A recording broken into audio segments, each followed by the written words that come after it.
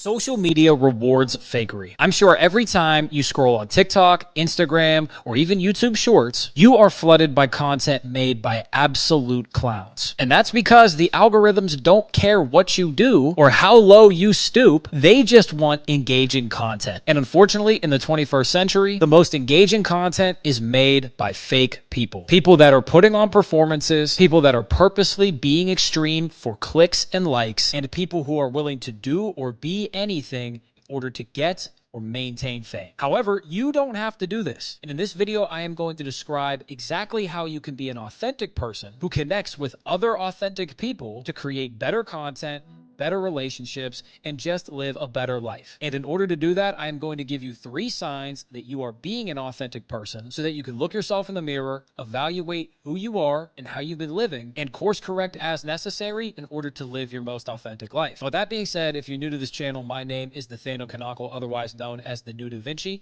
I make content on geopolitics, strategy, war, history, religion, psychology, human nature, self-development, all of the topics that I have studied and implemented over the past 10 years because I have found that everything connects to everything. And it is my goal in these videos to share my insights with you through personal experience and study so that you can develop a more authentic viewpoint on the world, live a more authentic life, and stay away from the cult mentality and hive psychology that is dominating the 21st century. Now, with that being said, how do you know that you're an authentic person? Well, first and foremost, the reason I'm making this video is because in my previous video that I'll link in the description, I discussed the downfalls of being an authentic person. And somebody wisely commented, well, how do I know I'm being authentic compared to everybody else? And I love this comment because I don't think anybody's actually addressed this before. And as a disclaimer, I am not claiming to be 100% right. This is based on my personal experience. And as I will always say,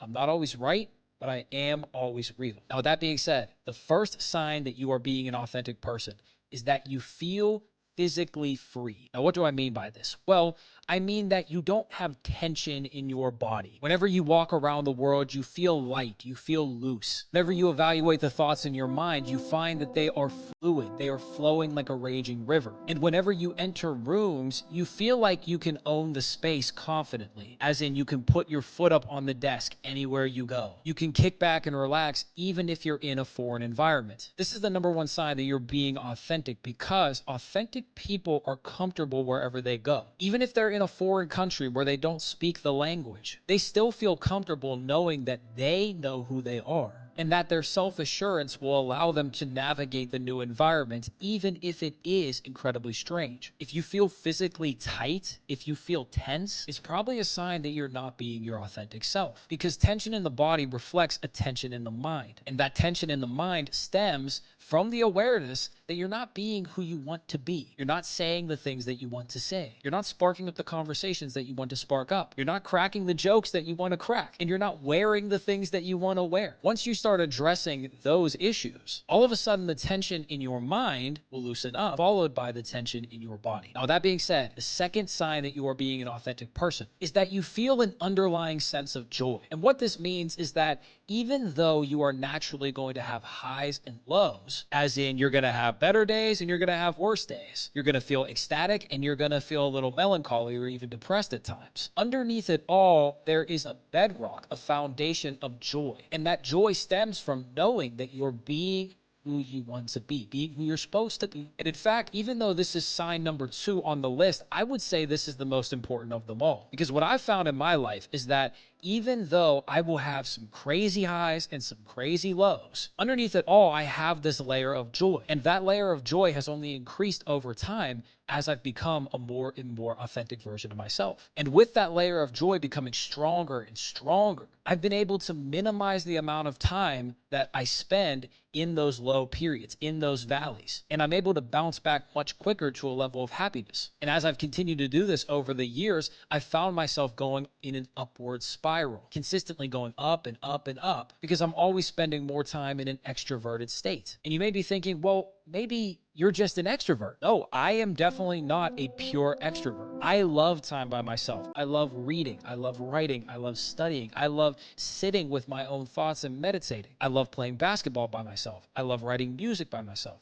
I love doing a lot of things by myself. And I know that I need that time in order to recharge and go back out into the world with all of my energy. But what I found over the years is that those introverted periods have gotten less and less as I've become more and more authentic. The depth of those introverted periods have been even stronger, but the frequency of them have been less. And if you don't find yourself with an underlying state of joy, even with all of the highs and lows, the turbulence of life, perhaps it's because you know you're not being who you're supposed to be. Now, with that being said, the third sign that you are being authentic is that you are seeing synchronicities everywhere. And I know this may sound a little esoteric, but hear me out. A synchronicity is the idea that you are seeing coincidences around your world. As in, you think of something in your brain and then all of a sudden you see it on a road sign. Or you see something on that road sign and then all of a sudden you have a conversation with a random stranger that ends up bringing that up. A great example of this is a month before I moved to Nashville, Tennessee, on a whim, and I was driving Uber in the meantime, I picked up at least 10 or 15 passengers that had either lived in Nashville, Tennessee, or had family in Nashville, Tennessee. And we had great conversations about the city. And that was one of the signs that let me know I was on the right path,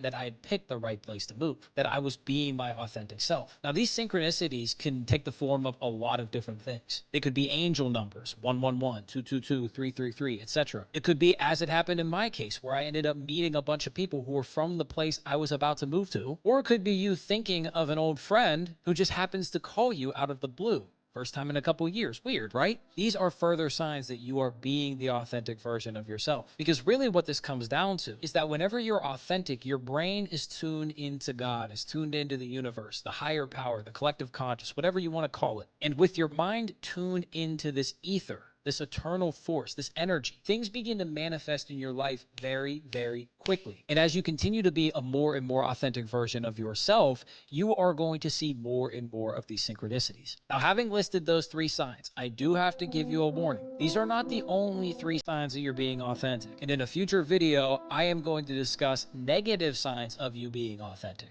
As I kind of touched on in that previous video I described earlier, when I discussed fake people hating on you whenever you become more authentic, I'm going to dive into that further because there are negative signs that you will see as well. Think about one of the most popular people in history, Jesus Christ. He was incredibly authentic, and yet he was hated on all the time. And there were many signs he probably saw as he was going through his journey, doing God's work, that showed him he was on the right path, but they just weren't as rosy as the ones I listed. So stay tuned for that video. And if you gained value out of this video, like, subscribe, comment, share, whatever you want. I appreciate it. And as always, much love, peace. It's the new Da Vinci. See you in the next one.